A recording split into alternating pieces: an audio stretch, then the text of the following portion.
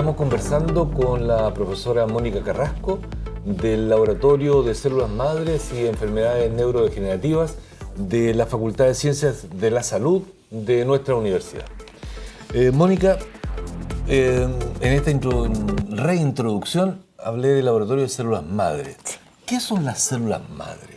¿Son las mamás de las células? Sí. A ver, ¿cómo es eso? Son células, lo más importante de estas células es que son capaces de autorrenovarse, es decir, se replican generando una progenie que es idéntica a la progenie anterior. Esto las hace súper importantes en lo que significa tener una fuente de células que nos permita números ilimitados de cualquier célula del cuerpo. Por eso es que son tan importantes. Hay muchos tipos de células madres. Por ejemplo, las más utilizadas en clínica hoy en día en Chile son las células madres mesenquimales, que son aquellas que se utilizan para hacer terapias asociadas a artrosis o a regeneración de cartílago. Esas células madres uno las aísla del paciente. Sin embargo, las células madres que nosotros estamos ocupando son unas células madres únicas en el país y lo que nosotros hacemos es que inducimos la producción de células madre. Es decir, sacamos una muestra de piel del paciente, esa muestra de piel se cultiva en un plato de cultivo y se induce o se reprograma la célula a célula madre. Y esa célula madre, que hay un aspecto que tal vez lo pasaste a propósito por alto, no, porque tú dijiste que una célula madre se replica y queda un clon, un grupo de células que son idénticas, ¿verdad? Sí. ¿Pero quedan como células madre o pueden diferenciarse, es decir, transformarse en una célula que es un músculo, una célula asociada al ojo, una célula de la piel? ¿Cómo es eso? A ver. Naturalmente podrían hacerlo si están estimuladas a diferenciarse. La gracia de esta célula es que es una pequeña población residente de los tejidos y en caso de que hubiese necesidad, el tejido podría decirle a este grupo de células madre que se diferenciara para generar más células de las que fuesen necesarias. Las células madres tienen diferentes características. Las que nosotros utilizamos son características pluripotenciales. Eso significa que una célula madre de estas que nosotros inducimos de la piel del paciente puede transformarse a cualquier célula del cuerpo. Sin embargo, hay células madres que no tienen esta característica, que a lo mejor células madres residentes del tejido adiposo que pueden solamente transformarse a adipocitos, o células madres del tejido muscular que solamente se transforman a músculos. Su limitación es más asociada al tejido de la cual se extrayeron. Sin embargo, estas que son multipotenciales pueden transformarse a cualquier célula del cuerpo. ¿A cualquier célula? A cualquier célula del cuerpo. Y eso proporcionándole en cultivo, o sea, in vitro, en un laboratorio, algún factor de maduración que sí. la lleve hacia una u otro destino. Sí. Eso es cierto. Yeah. Y las otras células madres que se me olvidó mencionar antes son células madres que han estado mucho en las noticias últimamente, que son las células madres del cordón umbilical. Estas células madres son aún más flexibles que las células madres que yo utilizo. Y en vez de ser multipotentes, se dice que son totipotentes, porque en teoría nosotros podríamos generar un individuo completo de esa célula madre. Obviamente que son bastante controversiales, porque la verdad es que oficialmente no se ha hecho todavía la clonación de un ser humano.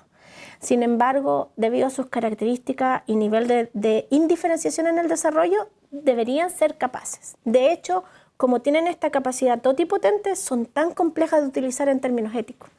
Y hay muchas restricciones a nivel de muchos gobiernos. De hecho, Estados Unidos tiene una restricción altísima para el uso de células madre embrionarias. Sin embargo, la ley es mucho más flexible, la legislación, en términos de las células madres que son pluripotenciales inducidas. Porque yo con esa célula madre, aunque puedo generar todas las células del cuerpo, no puedo generar un organismo. Yeah. Y esa es una diferencia fundamental. Yeah.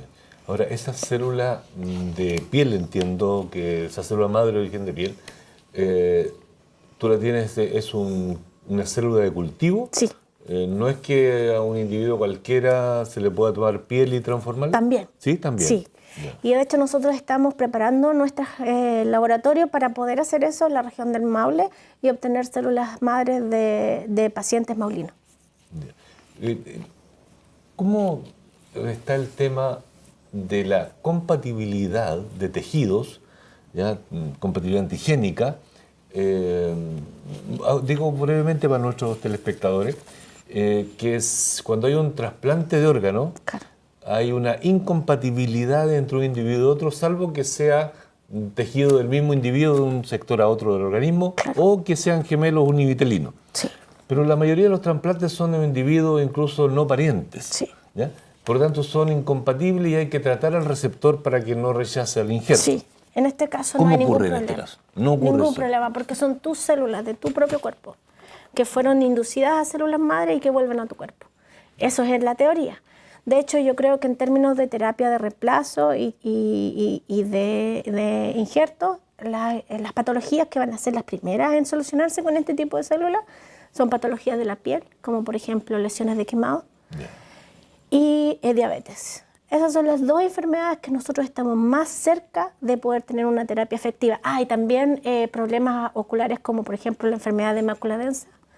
Podría ser que se curaran, porque todas las pruebas preclínicas que hay para poder reemplazar células en el humano están en esas tres enfermedades. Las otras pruebas todavía o no existen o se han hecho y han fallado. Entonces es súper importante que nuestra comunidad sepa que es difícil la terapia con células madre, no es algo sencillo. Obviamente que uno también tiene que empatizar con el paciente, que a lo mejor en una condición de una enfermedad fatal, catastrófica, toma decisiones que quizás son decisiones personales y uno no puede influenciar, pero actualmente hay que ser muy precavidos con los tratamientos de células madres que se ofrecen en nuestro país. Ahora, el centro donde tú trabajas, ¿en qué etapa, si tú le pusieras un cronograma, o hablamos de porcentaje, en qué porcentaje está preparado para llegar a tener células madres, para obtener células madres de una piel de un individuo y que quemado, por ejemplo, poniéndolo en el escenario que ya fue aprobado en los estudios clínicos en Estados Unidos, que son los más avanzados? Ya, imaginemos que esa etapa ya está cubierta, en ese escenario lo estoy poniendo, y en qué etapa estamos nosotros como universidad, con tu laboratorio, de avance en este proceso. Ya, esa es una pregunta súper interesante. Nosotros en Sudamérica, a nivel regional, digamos Argentina, Brasil, estamos atrasados 10 años. 10 años. 10 años. Es decir, nosotros no tenemos un centro que actualmente nos permita hacer terapia de reemplazo. ¿Por qué? Porque necesitamos tener laboratorios que sean aprobados con reglas internacionales, que son reglas que siguen normas GMP, que es Good Manufacturing Practice, o reglas ISO. Para eso necesitamos tener ciertas condiciones en el laboratorio, que en este momento nosotros estamos trabajando para la certificación internacional. Si nosotros tuviéramos que poner un cronograma en la Universidad de Talca, diríamos que nuestro laboratorio está a 2 años de ser certificado internacionalmente. ¿Qué nos falta para esa certificación? Técnicamente la ejecución del laboratorio se hizo en pro de esa certificación, con los aires filtrados, los filtros EPA y todo eso. Pero lo más importante para poder hacer una terapia de reemplazo es tener un laboratorio que esté adosado a un quirófano. Porque lo que uno tiene que hacer es producir la célula en el plato de cultivo y luego pasarla a través de un canal que comunique el laboratorio con el quirófano para que esa célula que fue producida de manera estéril llegue estéril al paciente. Y eso en Chile aún no existe. Y de hecho nosotros estamos en una posición ventajosa porque nosotros en el centro tenemos 10 años de experiencia trabajando con esta célula. Es decir, que nosotros tenemos lo que el gringo le llama el know-how, las capacidades de poder hacerlo. Necesitamos infraestructura, pero yo creo que la autoridad está consciente de eso y nosotros estamos haciendo todos nuestros esfuerzos para poder generar esta situación ideal, que sería un laboratorio con un quirófano para poder producir la célula en el laboratorio e inyectarla en el paciente. Y voy a preguntar, me parece ideal pasarlo por un tubo estéril, pues, teóricamente. Es una esclusa con UV. De acuerdo, y llega al quirófano.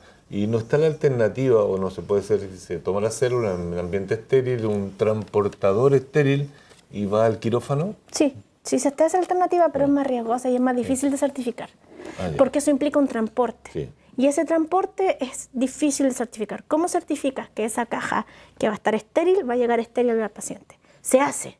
Y de hecho se hace en Chile. Hay un par de laboratorios que son GMP, no GMP ISO, pero GMP. Y esa gente lo que está haciendo es que aíslan células mesenquimales del paciente y las inyectan en articulaciones. Yo creo que la comunidad seguro que ha escuchado de este tipo de tratamiento. pero el riesgo es alto y el riesgo es a crédito del paciente. Es decir, la gente firma consentimiento informado donde dice, claro, yo me arriesgo, tomo esta terapia. Bien. No es lo ideal, pero se hace. Muy interesante. Y ojalá en esos 2 años tengamos el laboratorio acreditado. Quería preguntarte a propósito del proyecto Fondesit para nuestros telespectadores. Fondesit es un tipo de proyecto científico del más alto nivel en nuestro país, donde se entregan los recursos a los investigadores para que realicen su proceso investigativo. ¿De qué se trata tu proyecto que está en curso? ¿Tiene que ver con ELA? Sí, tiene que ver con ELA, pero la proyección de este proyecto es que sea lo que nosotros le llamamos una prueba de concepto. ¿Qué significa esto? Que nosotros vamos a hacer como una marcha beta de lo que queremos hacer en todas las enfermedades neurodegenerativas, que es decir, yo tomo estas biopsias de piel del paciente, las transformo a células madre y esas células madre las transformo a neuronas. Y puedo tomar del paciente enfermo o del paciente sano. Y una vez que tengo esta vía hecha y tengo mis 2 neuronas, lo que yo puedo hacer es comparar qué es lo que tienen en común y qué es lo que tienen en diferente las neuronas que se están muriendo en la enfermedad y las neuronas sanas. Y en esa comparación nosotros vamos a ver características de la célula en sí y características genéticas. Y vamos a tratar de entender cómo es que se están muriendo las neuronas en ELA. Y lo queremos hacer para ELA, para Parkinson, para Alzheimer, para Huntington y otras enfermedades. Pero principalmente las 4 que queremos más relevantes para la región.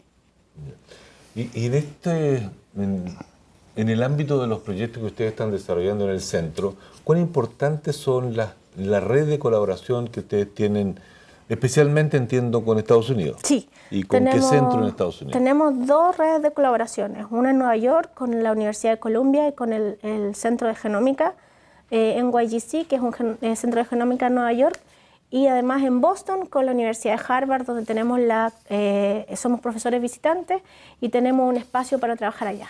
Estas colaboraciones son esenciales porque como ustedes podrán entender, los recursos en Chile son muy limitados y nosotros necesitamos jugar con las herramientas de juego que tenemos acá.